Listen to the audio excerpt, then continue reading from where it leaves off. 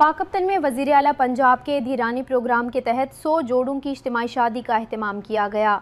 हर जोड़े को 2 लाख रुपए के सलामी कार्ड दिए गए और दुल्हा दुल्हन के लिए खुसूसी अरूसी मलबूसात फराहम किए गए ताकि वो बाइज़्ज़त अंदाज में अपनी नई ज़िंदगी का आगाज़ कर सकें।